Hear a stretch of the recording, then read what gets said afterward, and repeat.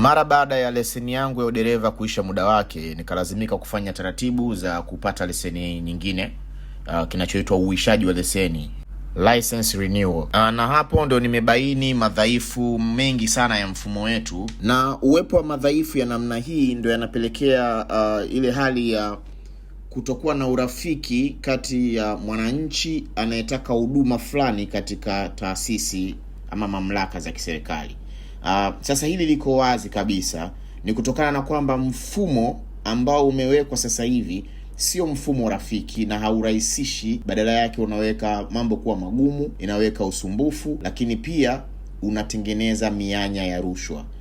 Na kwa kuwa rushwa ni adui wa haki na rushwa ni adui wa maendeleo na ustawi wa jamii kwa ujumla, hivyo ni swala ambalo tunatakiwa tulipige vita kwa kutaka mfumo uliokuwepo sasa kubadilishwa na kufanywa kuwa bora zaidi, kwa haya ambayo mimi naenda kuyaainisha kwamba ni sehemu ya changamoto zilizopo kwenye mfumo wa sasa, ambayo haimsaidii Mtanzania, badala yake inamkwaza na kutengeneza mazingira magumu na kukosesha serikali mapato yake kwa wakati na kupoteza nguvu kazi kubwa ya taifa katika usumbufu ambao hauna maana yoyote. Maboresho ya mfumo wa uishaji wa leseni za udereva Tanzania utakayoleta urahisishaji wa huduma, kuondoa usumbufu na kuzuia rushwa. Tatizo lipo kwenye mchakato wa uishaji wa leseni za udereva Tanzania. Huu mchakato umekuwa ni mrefu na ni wa kuchosha, una hatua nyingi sana ambazo hazina ulazima kusema ukweli. Unalazimisha majaribio ama kupasishwa, kinachoitwa kupasishwa, na unachukua muda mwingi wa mwananchi na unafungua mianya ya rushwa.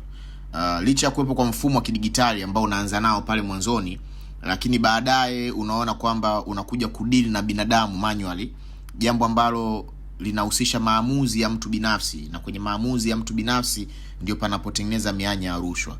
Sasa ukiangalia huu mfumo ambao umewekwa sasa hivi, unazua maswali makuu matatu, kwamba kwa nini dereva aliyefaulu tayari afanye tena mitihani bila sababu, yani kwa kile kinachoitwa kupasishwa. La pili ni je, serikali ina umuhimu gani wa kurudia jambo ambalo tayari lipo kwenye sheria? Na jambo la tatu ambalo ni kubwa kabisa ni kwamba kwa nini leseni haitoshi kudhibitisha uhalali wa dereva na madaraja yake. Sasa haya yote hayajaonyesha umakini wa mamlaka husika, bali inaonyesha madhaifu makubwa katika mfumo. Na nitarudia kuyasema kwa nini nasema ni madhaifu katika mfumo. Mfumo ambao upo kidigitali, ambaye dereva ana namba ya NIDA, dereva ana TIN number, dereva amesoma kwenye chuo, dereva anaweza kuingizwa kwenye mfumo kuanzia mwanzo mpaka mwisho wa taratibu zote. Hakukuwa na haja ya kufanya haya mambo ya kumfanyia tena mtu mtihani mara baada anapotaka kurenew leseni yake, kwa sababu hayaleti maana. Yanaleta taswira ya kwamba kuna mifumo ambayo haitambuani, mifumo ambayo haiheshimiani, mifumo ambayo haijaunganishwa kwa pamoja. Kwa hiyo inaonyesha madhaifu, lakini zaidi inaonyesha mifumo ambayo imegubikwa na rushwa ndani yake. Kwa nini nasema imegubikwa na rushwa?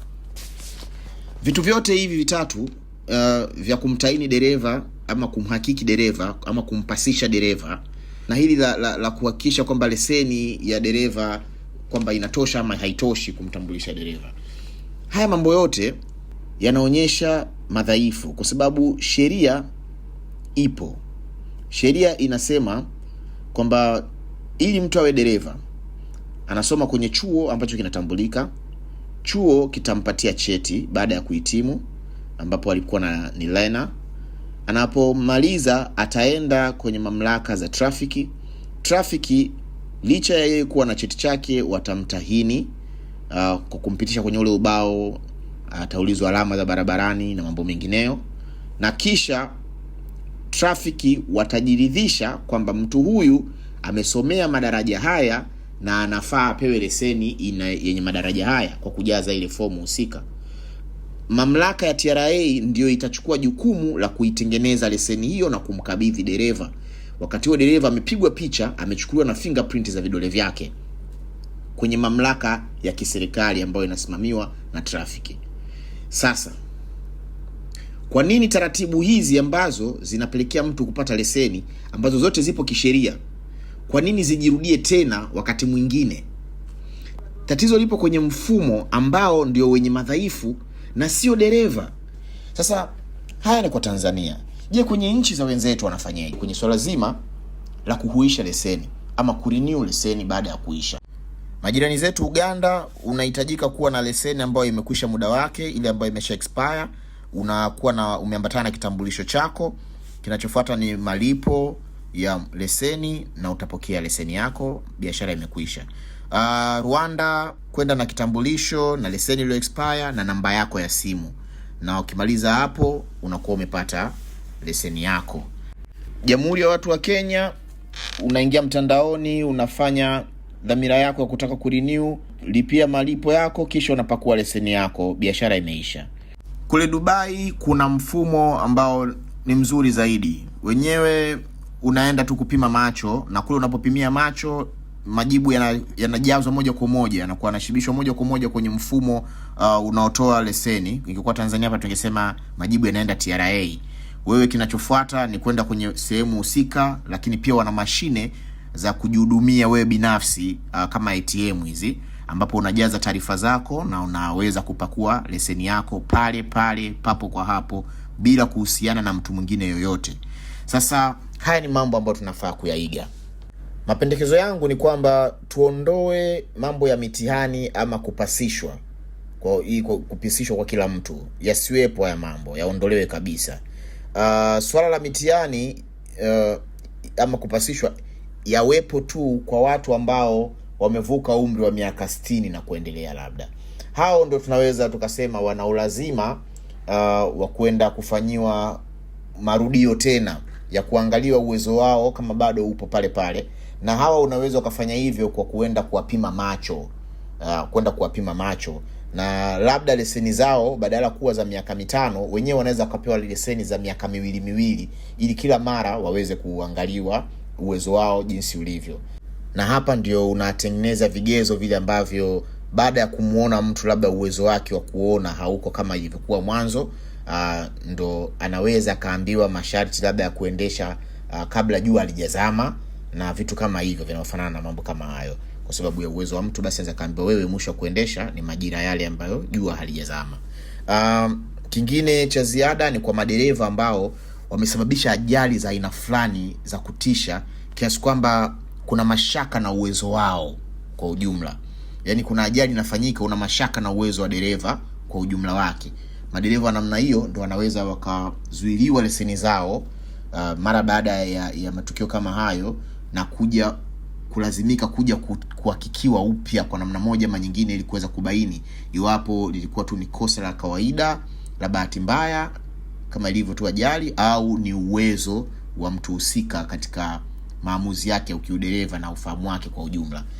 Jambo la pili ni kurahisisha mfumo wote kwa ujumla wake ili uwe wa kidigitali kwa ukamilifu. Usimtegemee mtu yoyote. Pasiwe na mtu ambaye ana mamlaka ya kuamua either utapata leseni ama hutopata leseni, licha ya kwamba tayari ulishakuaga na leseni. Taratibu zote za kimaamuzi, iwapo dereva anayekuja kuhuisha leseni yake ataipata ama hauipati, zisiwepo baada ya dereva kuwa na leseni. Mambo haya yaishie kule kwenye ubao wa majaribio kabla mtu hajakabidhiwa leseni yake. Mara baada ya dereva kukabidhiwa leseni yake, pasiwe na kizingiti chochote cha kumzuia kupata leseni kwa sababu tu ya matakwa ya mtu binafsi. Tumalize mambo yote kidigitali ili pawe na wepesi katika swala hilo zima. Cha zaidi labda ni kuweka kipimo cha macho na vifanywe na wataalamu, na matokeo yaweze kupelekwa moja kwa moja kwenye mfumo wa kutoa leseni. Pasiwe na sehemu kuna muingiliano baina ya mtu na mtu. Jambo la mwisho ni leseni ijitosheleze pekee bila kuwa na kuambatanishwa na kitu kingine. Isihitajike vyeti vingine kudhibitisha uhalali wa dereva au leseni yake. Na taasisi zote za serikali ziheshimu leseni inayotolewa. Kumbebesha dereva mzigo wa madhaifu ya mfumo sio kutatua tatizo. Kama sheria ipo inayotaka namna ya leseni kupatikana inavunjwa, maana yake kuna tatizo kwenye mamlaka zinazotoa leseni na sio tatizo la madereva.